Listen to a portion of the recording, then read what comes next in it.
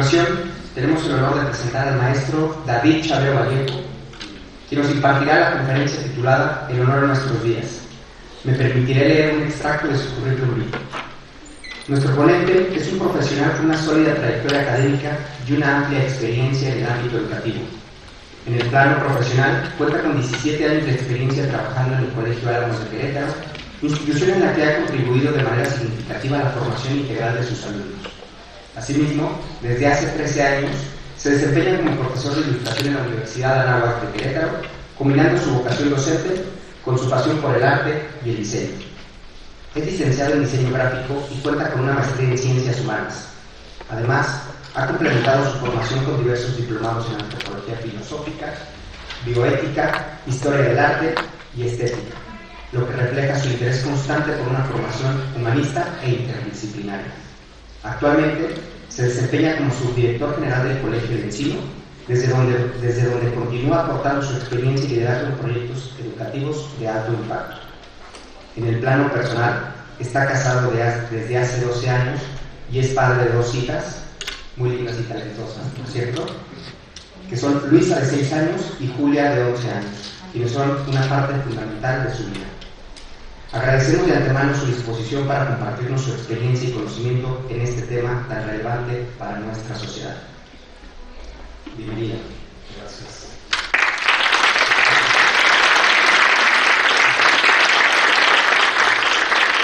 Buenos días, ¿se escucha bien? Sí. Ya está, muy buena cosa. Bueno, vamos a comenzar. Quiero platicarles en 1916, está la historia de este hombre, se llama Robert Campbell. Era un capitán de un regimiento inglés en la Primera Guerra Mundial y pues, durante la guerra él es capturado, es herido de manera grave y a él pues, lo mandan a un campo de prisioneros en Alemania que está localizado aquí, ¿no? Él lleva 2 años en prisión cuando pues, de alguna manera se entera que su madre, que está en el Reino Unido, su madre ya tenía un cáncer un poco avanzado. Y a los 2 años de estar ya en prisión, se entera de que su madre pues, está muy delicada y le queda poco tiempo de vida, ¿no? Que se imaginamos un poco la situación de este hombre, capitán del regimiento, está preso en mitad de la Primera Guerra Mundial, ¿no? Y su madre se está muriendo, ¿no? Muy lejos de donde él está. Y él lo que hace es que le escribe una carta al Kaiser Wilhelm II, que era el encargado de esa prisión. Y en esa carta le pide permiso para ir a visitar a su madre, ¿no? Pero él está preso, y además es un preso valioso, ¿no? En ese entonces, pues mientras más alto era tu rango, eras una persona más valiosa porque era para el intercambio de rehenes y estas cosas, ¿no? Entonces él escribe esta carta y le dice al Kaiser, oye, déjame ir a ver a mi madre porque pues, va a fallecer y te doy mi palabra de que después de 7 días de estar con ella, regreso al campo, ¿no? Si un poco lo pensamos, es una idea loca, ¿no? Oye, es un tipo valioso, un prisionero, le voy a dar chance que vaya a ver a su mamá y va a regresar, ¿no? Porque más no era como que fuera a agarrar un Uber, ¿no? Cruzar esta distancia, vamos a ir, tenemos los kilómetros que esto sería a pie, pero todo esto era zona de guerra, ¿no? Entonces era ahí un incógnito, porque más, pues, si los suyos también lo encontraban, le decían, pues ya te quedas, ¿no? Y finalmente el Kaiser le da permiso, ¿no? Y dice, pues confía en tu palabra de capitán de este regimiento, tu palabra de caballero. De manera que Robert pues, inicia esta travesía. Hay pocos detalles de cómo tomó camiones, caminando, etc. Pero él logra llegar a su mamá, pasa 7 días con ella y regresa, ¿no? Regresa al campo de prisioneros, se presenta con el Kaiser, dice, ya estoy aquí de vuelta, y también se menciona que una de las responsabilidades que tenía un preso era intentar escapar de esa prisión, ¿no? Entonces llega Robert y dice, ya estoy aquí, con mi palabra, pero ahora voy a intentar escapar, ¿no? Entonces, pues claro que sí, legal, ¿no? De hecho, hace un par de intentos fallidos y él queda preso hasta que termina la guerra, ¿no? Pero vemos esta gran historia de cómo incluso en una situación tan precaria, tan fuerte como es una guerra, la palabra entre 2 personas de bandos opuestos era una cosa importante, ¿no? Entonces, durante esta charla quisiera platicar con ustedes de 3 ideas que van relacionadas con el honor. La primera de ellas es la importancia de la palabra, ¿no? Quizás este pensamiento del honor, cuando empezaban en la charla y en un puro título, oye, el honor todavía existe, está vigente, incluso si lo piensas tú en tu vida, ¿cuántas veces has dicho esa palabra? ¿No? Está en tu vocabulario, la dices con frecuencia, o sea, cuando ves alguna película, ¿no? Entonces vamos a explorar 3 ideas. Esta es la primera de ellas. Quiero que vean esta fotografía. Yo en Querétaro hace como 6 años tenía el encargo de ser director de una secundaria para varones. Esto es el cajón, era el cajón de mi escritorio en mi oficina, ¿no? Y todo ese contenido era de uso del alumno. La verdad que eso era el uso del alumno. Este muchacho, la verdad es que no era un mal muchacho, era más bien como un amiguito, pero era un adolescente que estaba viviendo un divorcio muy complicado de sus padres y le estaba pasando mal, ¿no? Además, este chico era cazador. En su casa había la tradición de ser cazadores y el muchacho desde los 5 años pues ya manejaba pistolas, resorteras de alto calibre, ¿no? De manera que cuando iba en secundaria ya usaba arcos, ballestas, rifles, bazookas, lo que quieras, ¿no? Y este tipo de utensilios pues eran un poco de su vida cotidiana. Y de hecho era tan buen cazador que esto los usaba con mucha responsabilidad. O sea, sabía usar muy bien las armas, ¿no? Y si tú platicabas con él, te decía la unidad de seguridad, cómo tienes que traerlas, etc., ¿no? Siendo adolescente, ocurren muy malas ideas muy seguidas, ¿no? Una vez le platicó a uno de sus compañeros que era cazador, su amigo no le creyó, les llevó una pistola para enseñársela para que supieran que era cazador, ¿no? Era de diablos, no iba cargada, ¿no? Pues estas malas ideas que a veces tienen los adolescentes, ¿no? Entonces este muchacho, el adolescente que estaba pasando mal, pues empezó a tener problemas con los profesores, ¿no? Era retador, un poco rebelde, sus compañeros también un poco se estaban empezando a quedar solo, y no había forma de entrar en él, de empezar a platicar con él, ¿no? De manera que poco a poco se complicaba más la cosa, ¿no? Y un día que llega conmigo, me dice, Chavero, te tengo que platicar, pero me tienes que prometer que no se lo vas a decir a mis papás, ¿no? Es una cosa delicada, ¿no? Porque por fin hay una relojita que estábamos buscando para entablar una conversación y entrar a su vida y empezar a ver las cosas, pero la condición era peligrosa, más en un menor de edad, ¿no? Hay muchas cosas que se pueden complicar. Y antes de ver, cuéntame, ¿no? No les voy a decir qué dijo. Pero no era tan fatídico, gracias a Dios, ¿no? Y ya empezamos a charlar. Pero entonces, ese fue un pequeño parteaguas para empezar a conversar con él. Y el hecho de que yo haya podido cumplir eso que me había pedido de no decírselo a sus padres, dio pie a empezar a platicar más cosas, ¿no? Y había otros momentos donde él me decía cosas, pues yo no se lo voy a decir a los papás, se lo tienes que decir tú, ¿no? No, ¿cómo crees? Pero ayúdame tú, dale entrada a mi jefe, etc., ¿no? Y fueron mejorando las cosas, ¿no? Vamos trabajando más con él y entonces le empezamos a dar encargos, ¿no? Le empezamos a hacer ver que su palabra valía, ¿no? Llega un momento, meses después, porque él llegaba tempranísimo al colegio, el colegio se vuelve un refugio para él, ya que en su casa no lo estaba pasando bien, y hay un momento donde él llega a tener las llaves de mi oficina, ¿no? Porque llegaba muy temprano, hacía frío, y desde el iba, si a la oficina me hacía llegar a un lugar de mi casa, ¿no? De manera que al final de su historia era un muchacho en el que confiaban los muchachos, ¿no? Entonces vemos cómo la transformación de la persona se puede dar a través de la palabra, ¿no?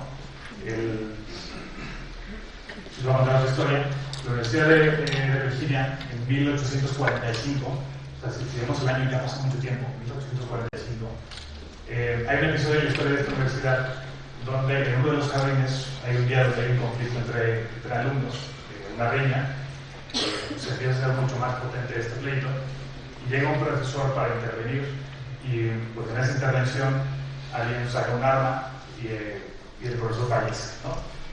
A partir de ese momento, la relación entre alumnos y profesores se pone muy tensa en esta universidad, ¿no? Incluso pareciera que se vuelven dos bandos opuestos, ¿no? Para los que trabajamos en la educación, sabemos que de cara a los alumnos, un momento importante e intenso para ellos es cuando hay exámenes, ¿no? Y entonces, particularmente en los momentos de exámenes, después de este episodio, era un momento de mucha tensión entre profesores y alumnos, porque pareciera que en vez de profesores se volvían policías, ¿no? Y entonces imaginemos un aula como esta, donde los alumnos llegan a presentar un examen, pues había 5 o 6 profesores revisando si respirabas muy fuerte, ¿no? Si volteabas, etcétera, ¿no?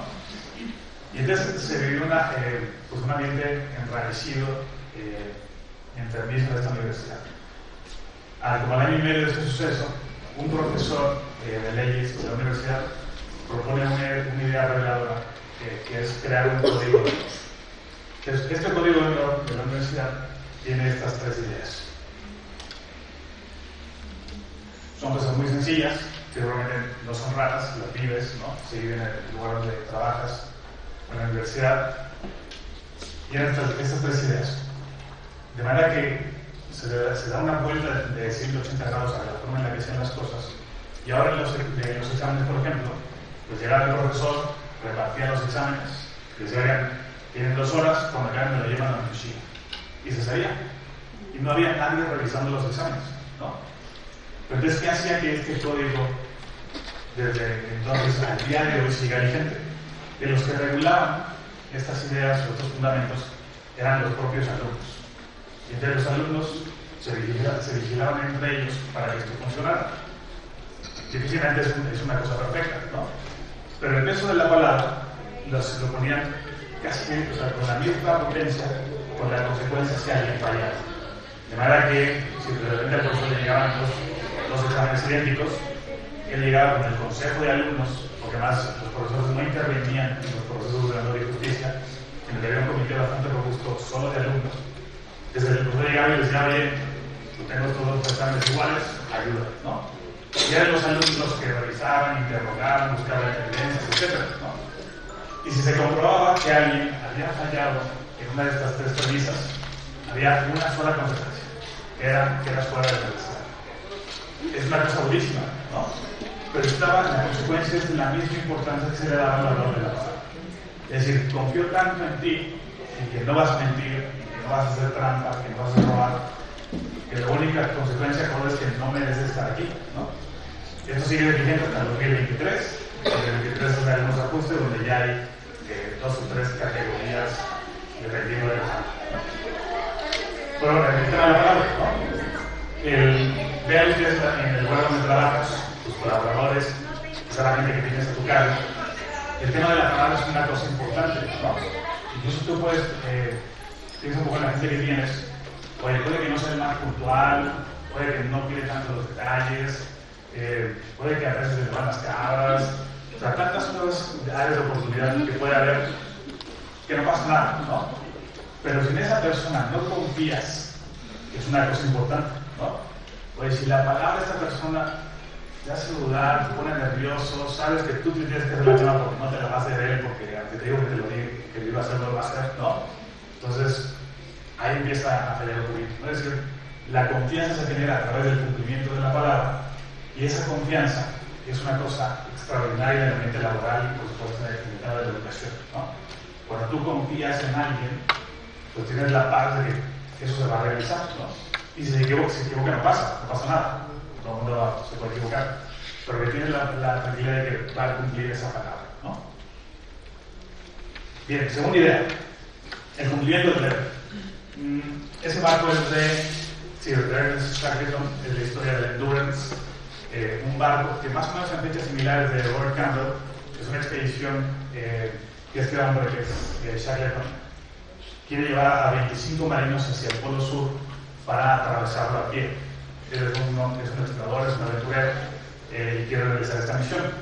Desde que él sale desde el puerto de Reino Unido hasta el Polo Sur, él pasa, bueno, él y su tripulación, que son 25 marinos, pasan 281 días en el barco. Es decir, llega un momento en el que ellos llegan al Polo Sur, el invierno en ese momento es mucho más frío de lo que él esperaba, y el barco se queda, un poco el hielo los va atrapando. De verdad que hay un momento en el que ya no se puede mover. Es un barco completamente rodeado de hielo, y lo que hacen es esperar a que suba la temperatura para romper el hielo y avanzar un poco más, ¿no? Pero los primeros 281 días están en el barco. Imagínense un poco eso, ¿no? Estar con 25 hombres que huelen a oso, ¿no? 281 días en un barco a temperaturas bajo cero, ¿no? En el día 282 el barco se colapsa. La fuerza del hielo es tan potente que empieza a destruir el barco, de manera que lo tienen que abandonar. Los siguientes 165 días la tripulación la pasa en el hielo, son en una isla, ¿no? O sea, en un témpano de hielo, ¿no? Y pon tiendas, pon lo que tú puedas, y estos días los pasaron esperando a ser rescatados, ¿no? Finalmente Shackleton logra ir de una forma extraordinaria a una isla vecina para que los recojan y se rescatados. Esta historia del Endurance se recuerda no por ser una gran expedición, porque fue un fracaso, sino una historia de supervivencia, ya que nadie murió en esa expedición, o sea, todo el mundo vivió. Entonces, bien, ¿qué pasa con el cumplimiento del deber? Y un poco pensemos en tu Jane, en tu Charme, las personas que tienen cerca, porque el tema del honor se manifiesta en acción. Y el trabajo es una vía natural y perfecta para esa demostración del honor.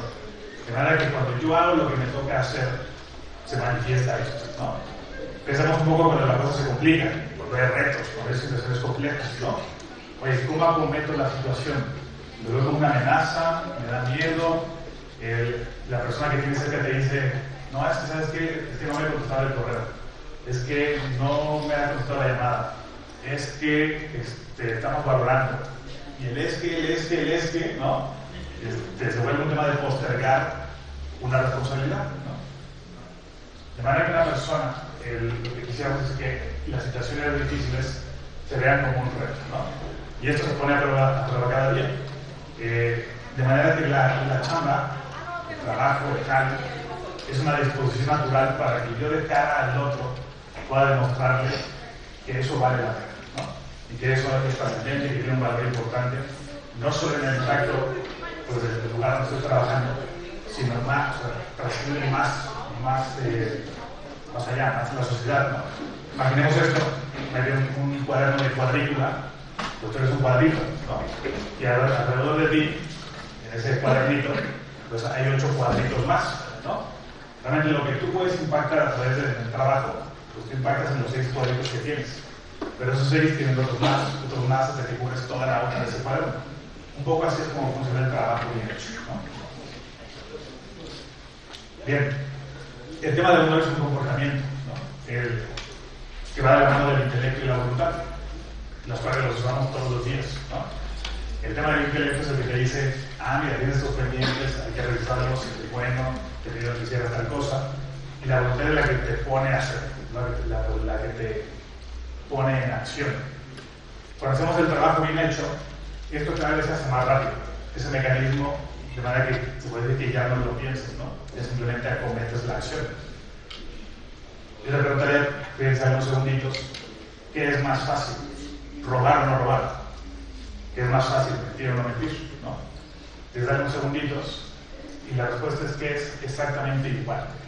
O sea, es igual de fácil robar o no robar. El tema es a qué te acostumbras primero, ¿no? Oye, la persona que roba por primera vez, pues igual se puso nervioso, está viendo que no lo vieran, cachó, lo agarró, se fue y ya está, ¿no? La segunda vez es más fácil, la tercera vez es más fácil, y etcétera, ¿no? De manera que a qué te acostumbras, ¿no? O a qué estás acostumbrando a la gente con la que trabajas, con la que colaboras, a qué acostumbras a tus alumnos, ¿no? De manera que la exigencia y el trabajo bien hecho es algo que cuesta trabajo, pero cuando te vas acostumbrando, cada vez es más fácil. Bueno, ustedes ahí vean esa pequeña frase. Hay una película viejita que se llama Rudy, de un jugador de fútbol americano que entra a jugar a Notre Dame. Es una gran película, un chavito que durante sus 4 años de estar en la universidad entrena, lo pasa mal, no logra jugar.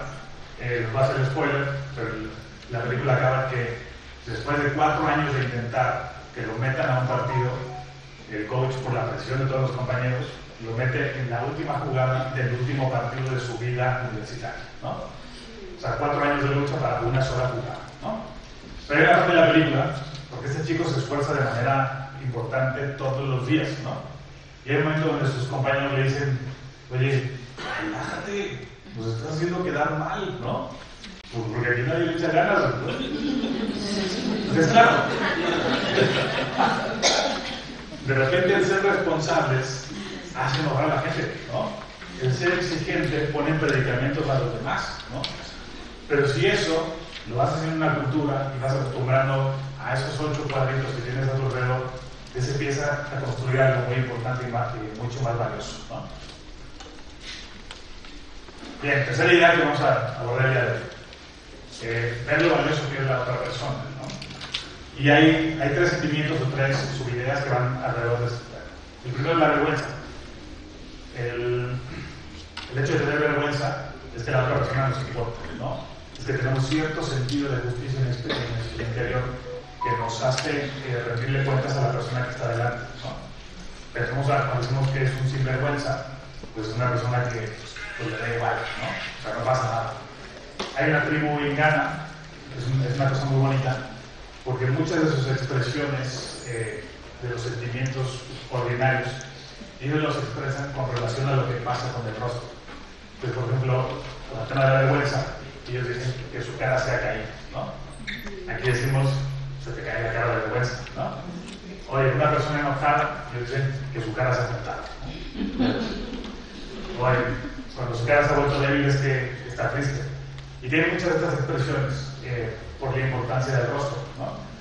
Pensamos nosotros que realmente, o sea, nuestro rostro es lo que tenemos para interactuar con la otra persona, ¿no? Y es lo que, o sea, es nuestro rostro por el que le decimos las cosas, la verdad, lo que se tiene que decir. Todo lo demás es medio accesorio, ¿no? Pues, si tengo manos largas, chicas, lo que tú quieras, pero el rostro es esta ventana del alma por la que me comunico con otra persona, ¿no? A mí me encantan los tatuajes, de hecho estoy bastante rayado, pero ahorita estoy con la ropa encima, ¿no? Y entonces con los chavos de prepa con los que interactúo desde hace muchos años, los chavos ya de preparatoria, hay algunos que ya traen la cosquillita de rayarse algo, ¿no? Que sabemos en Querétaro, llegan conmigo, oye Chaquén, pero ¿qué onda con los tatuajes? Lo que tú quieras, ¿no? Y una de las cosas que platicaba yo con ellos, en el tema concreto de los tatuajes, es decía o sea, lo que tú quieras, o sea, hay 2 cosas que no te puedes tatuar, ¿no? Nada de América y nada en el rostro. Oye, no importa si es la Virgen de Guadalupe, no te la pongas en el rostro, porque esto es con lo que interactúas con otra persona. Y no puede haber nada en tu rostro que te distraiga del mensaje que quieres comunicar si te están viendo la cara, ¿no? De manera que es importante el rostro, o sea, que esté muy adecuado para interactuar con el otro, ¿no? Esta es mi hija Luisa, cumplió 6 años hace poquito. El sábado pasado tuvimos ahí la fiesta de cumpleaños ahí en el punto de Radio Común. Invitó a 12 de sus amiguitos, yo sentía que era como una boda, ¿no? Pero tenían los amiguitos, van llegando, dan su regalo, un abrazo, etc. Y ya tienen muy buena memoria, entonces muy rápido identificar aquí de la y al final de la fiesta, pues ya fueron los jueguitos, el pastel, la piñata, etc. Y hay una dinámica donde mi hija va abriendo sus regalos como para compartir ese momento con todos, ¿no? El primer regalo que abre se lo da un amiguito que se llama Benji, le da su bolsita, lo abre y no te puede dar queda, ¿no? El segundo regalo es una cosa más grande, entonces mi hija la agarra y dice, este está más pesado que el tuyo, ¿eh, Benji? Claro que es más fácil de caer la cara de vergüenza, ¿no? Oye, el detalle de la otra familia que dio un regalito, etc. Y mi hija insolente que está con la báscula, ¿no? Viendo cuál es más pesado o más grande. La segunda idea, estamos con este tema del valor de la otra persona, es la empatía y un pasito después la compasión, ¿no? ¿Qué es la empatía? Pues es la capacidad que tengo de entender a la otra persona, ¿no? Incluso de sentir un poco como ella. Les decía ahorita Oscar que tiene 2 hijas, Julia tiene 11 y Luisa tiene 6. Entre ellas 2, mi esposa perdió un bebé. Entonces, en algunas conversaciones que hemos tenido en algunos momentos, que charlamos con otros matrimonios que han perdido un bebé, pues mi esposa tiene esta gran capacidad de ser empática con la otra persona, porque ella vivió algo similar, ¿no? Yo estoy lejos de sentir la empatía de lo que podría ser un aborto, ¿no? que es una cosa, una realidad, pues, que no está para mí, no la dedico, por supuesto, con la misma potencia que le dio mi esposa ni a alguien más, ¿no? No hubo otra mujer. ¿Cuál es el tema de la empatía hoy en día? Que se puede quedar aquí, que se puede quedar en los likes, ¿no? Les pasa algo malo, alguien está enfermo, hay una publicación, y yo mando, hoy todas mis oraciones, bendiciones, que esté muy bien, like, corazón, etc. Mando eso y digo, ya está, ya cumplí, soy una gran persona, ¿no? Entonces ya, como nos pone un poquito la conciencia de haber mandado un par de likes, una publicación, corazoncito, entonces la empatía se queda ahí. ¿Cuál es el tema de la compasión? Que da un pasito más, que es hacer algo, ¿no? Hace algunos años en Querétaro, cuando mi hija Julia iba en segundo de kinder, este era un compañerito suyo que se llama Alex. Este Alex, en un procedimiento médico relativamente sencillo, pues una malpraxis de anestesia, que era cuadrapléjico, ¿no? A los 4 o 5 años, ¿no? Entonces, claro, durante ese procedimiento que yo junto, fue en ese momento 3 infartos, que lo mandan pues más o menos como 2 semanas al hospital, la terapia intensiva, y después pues toda una historia muy compleja. Entonces, claro, o sea, el tema de la lana, ¿no? O sea, cuando estás 2 semanas en terapia intensiva en un hospital, pues eso es un mundo de miedo, ¿no? Entonces, claro, las familias platican la historia, lo suben a redes, y entonces tuvo miles de likes, pero muy poca gente que puso nada, ¿no? Oye, es complicado, ¿no? Pero pues voy de los 100 pesos, oye, conozco al terapeuta, oye, ¿sabes qué? Veo cómo ayudo, ¿no? De manera que la compasión es un paso más que no todo el mundo da, ¿no? Porque entonces implica mi tiempo, implica mi dinero, implica hacer más, ¿no? El hacer y el ponerte pues, antes que tu situación, antes que otras personas es más complejo, ¿no? Bien, tercera idea, que es el tema de la reverencia, ¿no? Y dice ahí, es un honor, ¿no? Este hombre es Juan José Baloyes, fallece durante la pandemia. Para mí es de estas como vacas sagradas de la educación, de quien aprendí mucho y tuve alguna vez la oportunidad de platicar con él. Entonces, tú piensas ahorita, porque estoy seguro que cada uno de ustedes puede recordar o tiene presente a alguna persona de la cual tú puedes decir, es un honor haberlo conocido, ¿no? O es un honor haberlo tratado, o alguna cosa, ¿no? Entonces tú piensas en esa persona, recuerda a esa persona por unos segundos. Esa persona que ya la tienes ahí en la mente, yo estoy casi seguro, y voy pensando ahí, esa persona cumplía su palabra, ¿no? Oye, esa persona veía el valor en las demás personas, veía lo importante que eran, los cuidados, estaba al pendiente, ¿no? Oye, esa persona cumplía con su deber, ¿no? Entonces yo creo que seguro que esos 3 checks, esa persona los tiene, ¿no? Entonces, un poco que vamos viendo que el honor es una cosa muy actual, ¿no? Quizá la palabra como tal ya no la decimos, no la verbalizamos, pero ahí está.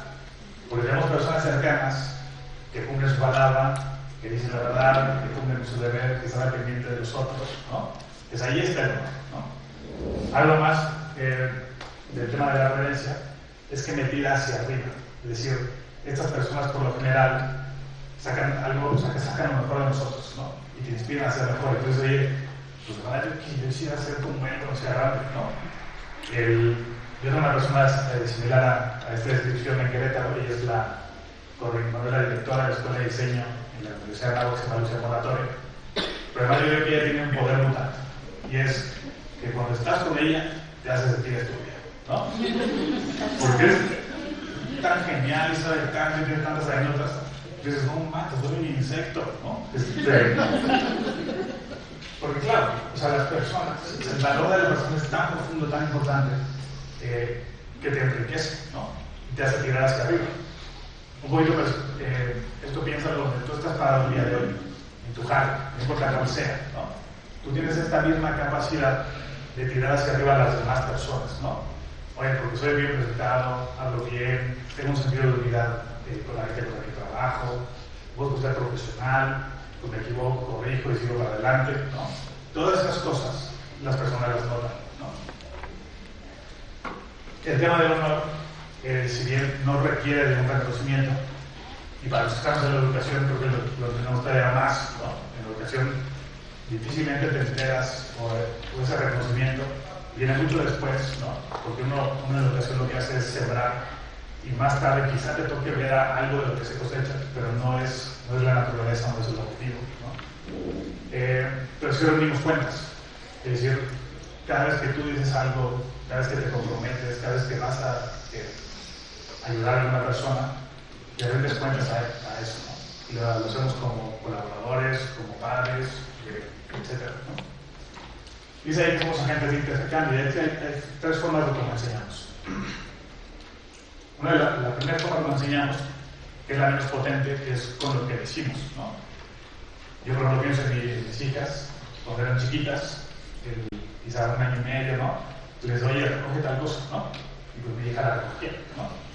De repente crecen y les doy, oye, recoge tal, ¿no? Y ya no recogen, ¿no? Entonces, claro, el tema de con lo que decimos, enseñamos con lo que decimos, pero es la forma menos potente. La segunda es con lo que hacemos. Entonces, si mi hija ya terminó de jugar, les doy, vamos a recoger, ¿no? Y dices, guarda, todo el mundo no se cree. Dice, suena divertido, mi padre está haciendo, lo hacemos juntos y aprendo a guardar, ¿no? Pero la tercera forma más potente con la que enseñamos es con lo que somos. Entonces, mi hija ve que cuando yo llego a la casa y pongo el saco, mi esposa me dice que lo ponga, ¿no? El portafolio va en su lugar. Mira, o sea, ella va viendo, o sea, el tema del orden, ¿no? Pero ella no se lo dije, no lo estamos haciendo, sino que lo ve en la otra persona, ¿no? Entonces, piensa un poquito, otra vez en el jale, o en tu casa, ¿cuál de estas tres es con la que más frecuentemente tú enseñas? Porque te la pasas diciendo, te la pasas haciendo, o eres, ¿no? Por supuesto, si están alineadas las tres es una maravilla, ¿no? Lo que buscamos es ser, ¿no? Bien, esta es la última diapositiva, con esto vamos a terminar esta charlita. ¿Alguien me quiere saludar? Es un museo en la Ciudad de México. Hace algunos años, es el Museo Jumex. Hace muchos años estaba yo, por todos los 20 años que llevo en la educación, todos los he dado con los muchachos de secundaria. Para mí es como un deporte extremo, ¿no? Es más peligroso que la bici de montaña y estas cosas, ¿no? Desde ese entonces, hace como, no sé, unos 15 años, yo estaba dando clases de historia del arte a muchachos de segundo y secundario, ¿no? Estábamos dando alguna clase sobre el Renacimiento, y entonces uno de los muchachos, que se llama Álvaro, pues me hace esta pregunta que todo el mundo, o sea, todo adolescente hace en un momento a un profesor. ¿Cuál es? ¿Y esto para qué me sirve? ¿No?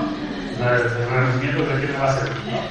Entonces yo le decía a Álvaro, pues mira, el tema es que cuando a ti te guste una niña más adelante, pues tú no eres el que le va a ir a hablar de los Gallos Blancos de Querétaro, no la vas a invitar al cine para que vea una película sin platicar, sino que cuando te gusta una niña y de verdad te la quieres guiar, tú la vas a invitar a un museo. Te la vas a invitar a un museo y le vas a hablar de las horas que va a ver y va a caer rendida a tus pies, ¿no? Al menos ese día, Álvaro me puso un poco más de atención. Pasan como 15 años, no sé, como unos 15 años, y un día me llega un mensajito, dice, yo no Chávez, ¿cómo estás? Soy Álvaro, ¿te puedo marcar? ¿Qué Álvaro? ¿No? Pues ya me marca por teléfono, y dice, oye, ¿qué onda? ¿Cómo estás? Soy Álvaro, ¿te acuerdas de mí? Y dice, oye, te marco solo para darte las gracias, ¿no? Pero pues cuéntame, ¿no? Él estudió leyes en la UP de la Ciudad de México, ya estaba Rosario. Mi verdad es que el día de ayer cumplí 1 año de novio pues, con mi chava y estamos viendo si nos queremos casar, ¿no? Y en mi primera cita le invité al museo. Pero llegó a este museo, Álvaro pues, le da todo el tour, empieza a hablar de las obras, etc. Y cae rendida a sus pies, ¿no? El día anterior de la cita, Álvaro se va al museo, se pasa 6 horas recorriendo, con los apuntes, ¿no? Para saber qué hacer el día siguiente, ¿no? Y aquí voy con esta última anécdota y con esto vamos a concluir. Todos nosotros tenemos la gran capacidad de impactar en los demás, o sea, mucho más de lo que queremos, ¿no? Y ese tema del honor, esa palabrita que es el motivo de la charla, que si bien puede que esté medio muerta la palabra, me parece que poco se usa, está muy presente, ¿no? Y está presente en lo que hacemos, en la forma en la que trabajamos, en la forma en que le hablamos a los demás, el cariño con el que hacemos las cosas, ¿no? Y todo eso permea en las demás personas de manera mucho más potente de lo que queremos, ¿no? De manera que estas conversaciones que tú vas teniendo, la forma en la que trabajas, sin que tú te des cuenta, alguien lo va a tomar y dice, oye, esto está padre, esto lo voy a intentar, esto lo voy a hacer como él, ¿no? De manera que tenemos esta gran responsabilidad de todos los días hacerlo lo mejor que podamos desde nuestras carencias y limitaciones, ¿no? Pero todos los días un 1% mejor que el día anterior. Hay un libro buenísimo, Unidades de Fondo, estos dos libros son muy recomendables. Hay un tercero que se llama Hábitos Atómicos. En ese Hábitos Atómicos la idea principal es que tú todos los días seas un 1% mejor que el anterior, ¿no? Oye, el 1% no es nada, ¿no? Pero si eres 1 más 1 más 1 más 1 al final de un año eres una cosa espectacular, ¿no? Entonces todos los días un poquito mejor. Estos dos libros, esa es la historia del barco. Hay muchos libros sobre el endurance, pero aquí dice Alfred Lansing, ese es el bueno, porque Alfred Lansing lo que hace es entrevistar a todos los, a un número importante de los que sobreviven a esa expedición, de manera que es un libro histórico, es el mejor libro histórico de esa historia, porque hay muchos, ¿no? Y bueno, habla mucho, tal cual se llama aquí, el subtítulo es El honor a nuestros días, ¿no? Les agradezco mucho.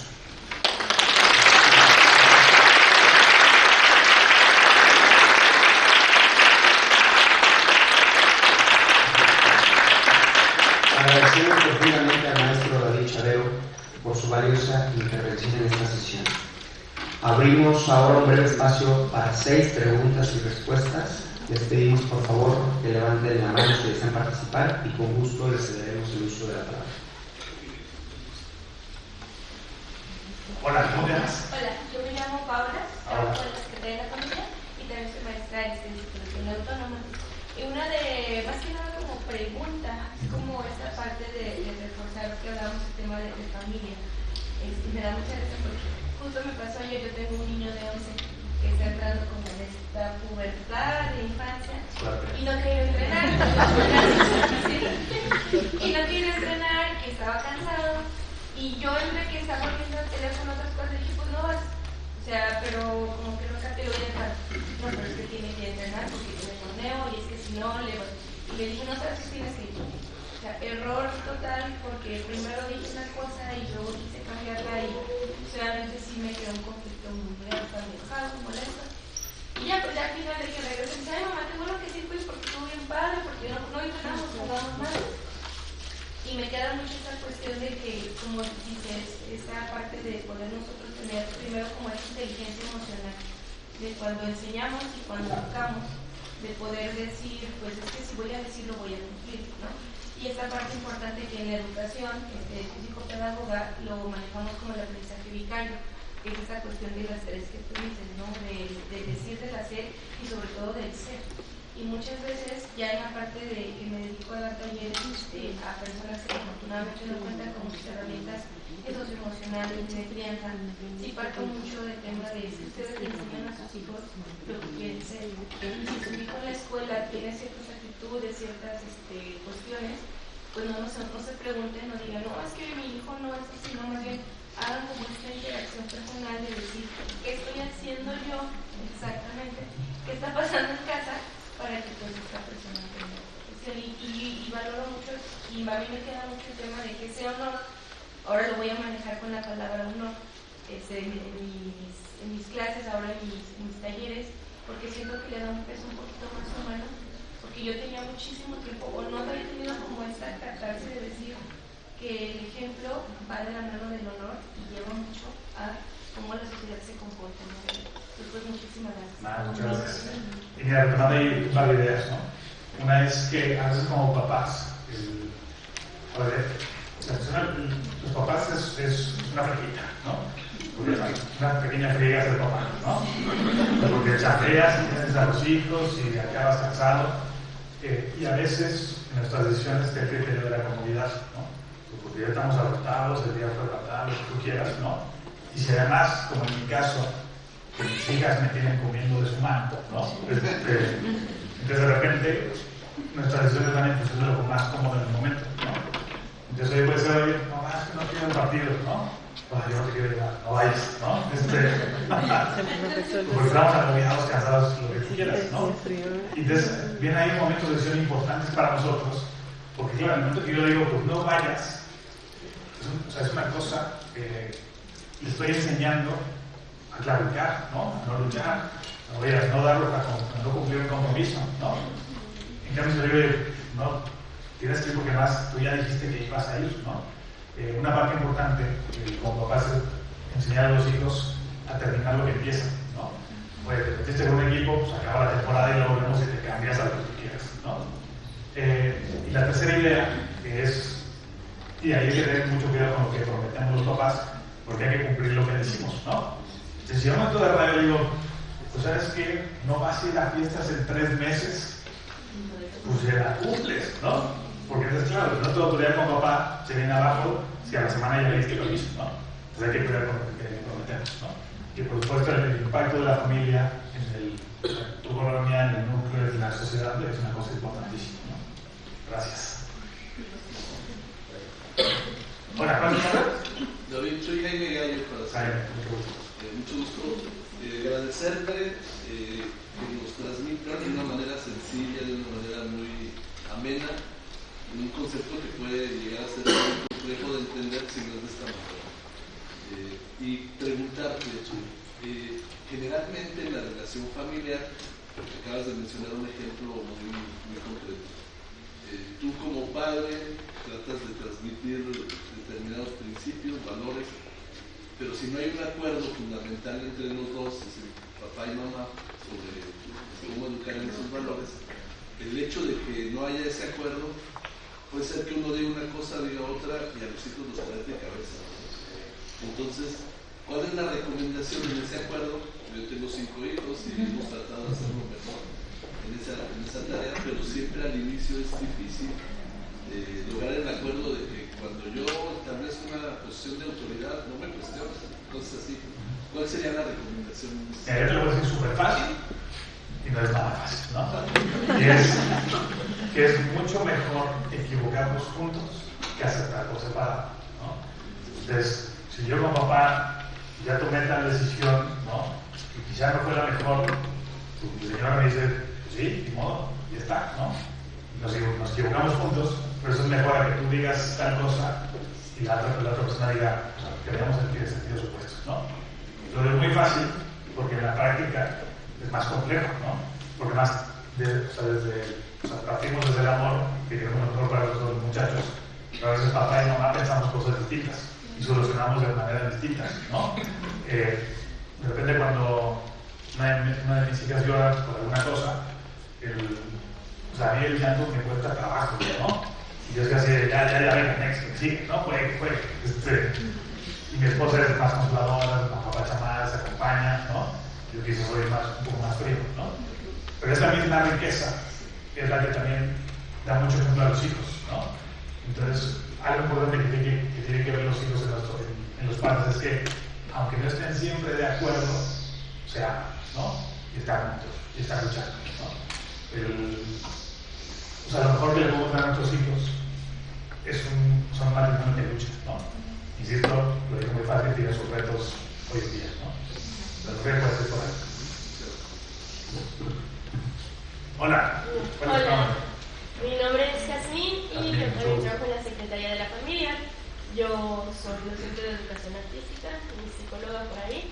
Y justamente tengo un pequeño proyecto donde doy clases a niños de artes plásticas. Y justamente como comenta mi compañera Pau, pues trabajar con niños es un poquito más complicado, ¿no? Justamente yo trato de ser buen ejemplo para ellos, de que no les grito, no esto, mantengo todo en orden. Y les ayudo con su gestión emocional. Sabemos que hay muchos accidentes con pintura. ¿Qué pasa? No pasa nada. Vamos a recoger y lo hacemos. Además de que el arte nos permite tener todos estos errores e ir aprendiendo y no verlos como errores, sino como oportunidades. Sin embargo, en esta cuestión en donde los pequeños van los fines de semana conmigo a esa clase, y que yo trato de enseñarles, ellos tienen estas actitudes que después en casa también las replican, pero resulta que ellos llegan a un contexto diferente en la escuela y me hacen mucho la pregunta de ¿por qué si yo no miento, si me hago responsable, si esto, si lo otro, los demás no?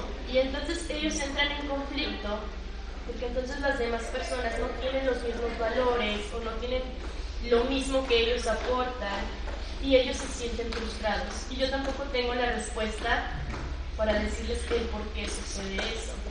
Entonces, por ejemplo, en clase yo ya les dije no pasa nada, y hace un tiempo una mamá me comentó que una de sus nenas, tiene 2, el niño chiquito de 3 años le destruye la tablet por accidente, y la nena, en lugar de explotar y de gritar, pues replica lo que aprende allá. No pasa nada, fue un accidente y contiene la emoción de su pequeñito. Son 6 y 3 años. Pero entonces llegan al contexto escolar y los compañeritos, los otros no se disculpan, no tienen cuidado, pues vaya, les toman las cosas sin permiso, cuando ellos dicen yo siempre pido permiso. ¿Por qué no respetan mi turno si yo siempre respeto mi turno? Y entran en conflicto y se frustran. Pero yo no sé cómo explicarles qué es lo que sucede y de decirles, pues a lo mejor las demás personas no tienen lo mismo que tú tienes. ¿Cómo puedo hacer que esta frustración no esté siempre presente? Porque al menos en mi clase no está, pero llegan a otro contexto y pues se les mueve todo. Ok. Buena pregunta, A ver, primera cosa.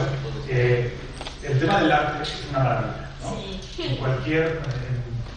En cualquier sistema académico del mundo en el que tú pienses, o sea, México, Inglaterra, lo que tú quieras, en todos los sistemas educativos, siempre lo más importante, porque está hasta arriba, es el tema de las matemáticas y los idiomas, ¿no?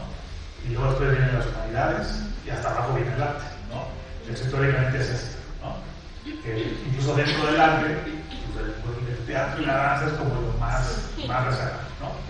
Cuando el tema del arte, yo te puedo decir que ha sido el rescate de la humanidad durante siglos, ¿no? Yo creo que sobrevivimos a la pandemia también gracias al arte, ¿no?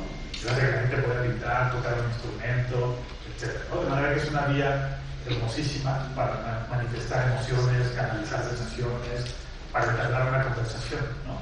Pero de entrada eso que haces es una cosa extraordinaria y maravillosa, ¿no? A veces cuando nos dedicamos a la educación, pues sentimos esta responsabilidad o estas ganas de transformar a la otra persona y de solucionarle sus broncas, ¿no? Porque nos duele lo que está viviendo, porque un chiquillo te platica y tú incluso puede que seas incluso una figura más cercana que su propia madre, ¿no? Por la situación que tú quieras, ¿no?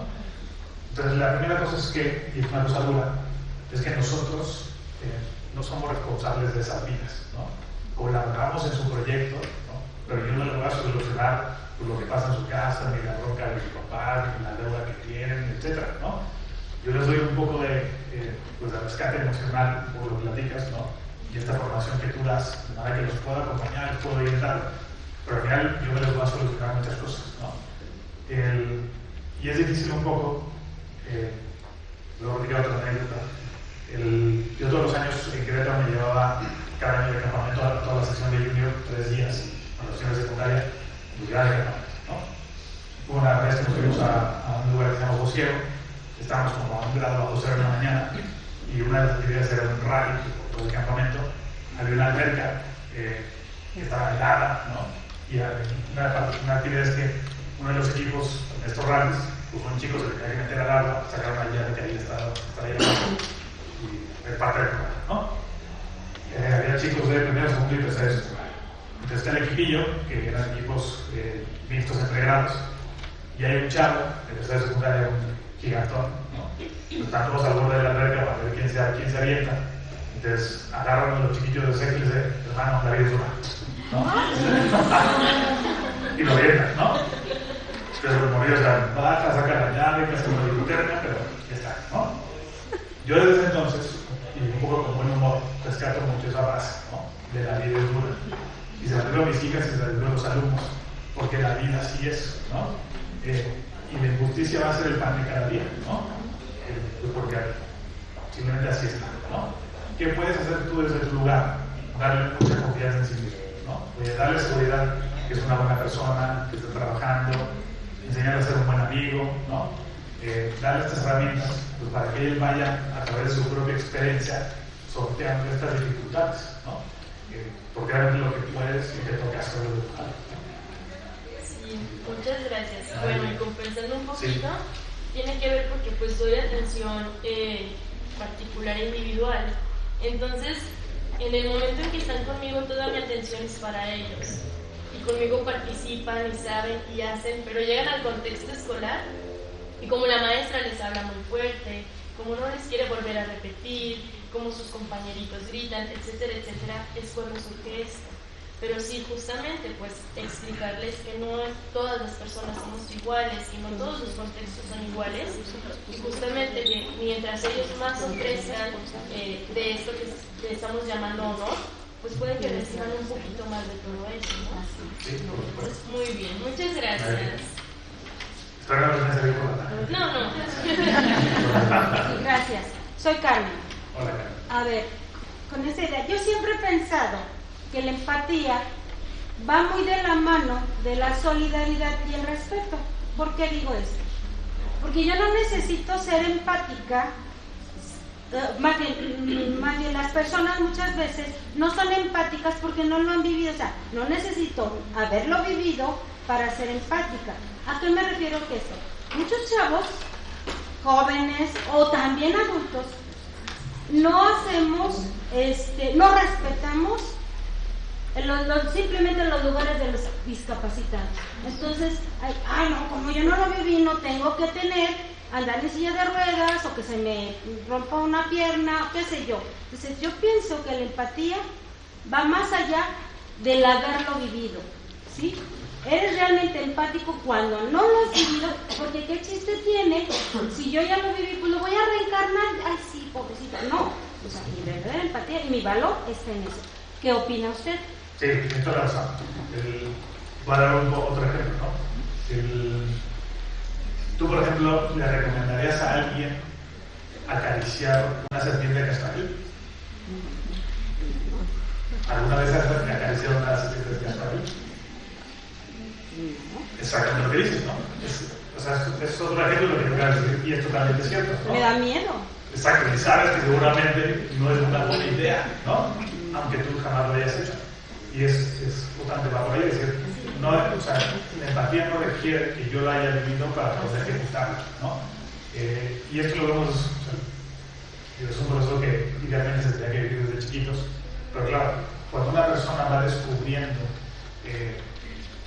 y hace el esfuerzo por ponerse en los pies del otro, también viene un gozo propio, ¿no? Pues, Dios, el hacer algo bueno y sentir compasión por el otro, incluso ver más allá si le puedo ayudar, genera en mí un bien, una satisfacción, ¿no? Pero por supuesto no es requisito, si no sería imposible ser empático, ¿no? El vivir algo para poder entonces comprenderlo, ¿no? Es decir, pues va mucho del intelecto y la voluntad, como lo habíamos dicho, ¿no? Pero estamos totalmente de acuerdo. Gracias. Hola, ¿cómo te llamas? Soy Marcela Ruiz. Hola, Marcela. A mí nada más me quedó como entender. Sí. ¿Qué diferencia habría entre integridad y honor? Integridad y honor. Ok, es una muy buena pregunta.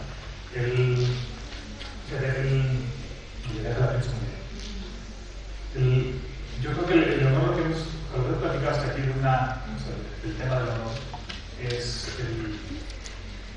mucho es ese prestigio que la persona tiene a través de sus acciones que se puede reflejar hacia los demás, ¿no? Me parece que la integridad, y quizá un poco la diferencia, es que el honor va hacia afuera, ¿no? Me parece que la integridad puede que vaya hacia adentro. No sé si me estoy explicando un poquito, ¿no? Yo creo que son menores están muy pegaditas, y es una gran pregunta, pero me parece que va por allá, ¿no? Y finalmente una persona integral, yo lo relacionaría con 4 dimensiones de la persona, ¿no? El tema físico, el tema del cuerpo, ¿no? El tema del intelecto, el tema de los afectos y el tema de la libertad, ¿no? Con estas 4 dimensiones, digamos, tan orientadas hacia el bien, pues tienes una persona integral. ¿no? El tema del honor creo que se puede como partir en hechos, ¿no? O en acciones muy concretas, en actos honorables, por ejemplo, ¿no? Pero que están allí, ya diré, pegaditos a nosotros, ¿no? Damos espacio a una última. Me parece inclusive que una es consecuencia de la otra. Una persona íntegra es honorable. Bueno. Muchas gracias. Una última pregunta. De cualquier manera, el maestro David nos comenta que se quedará un poquito más por si alguien quiere acercarse a externar alguna duda en particular.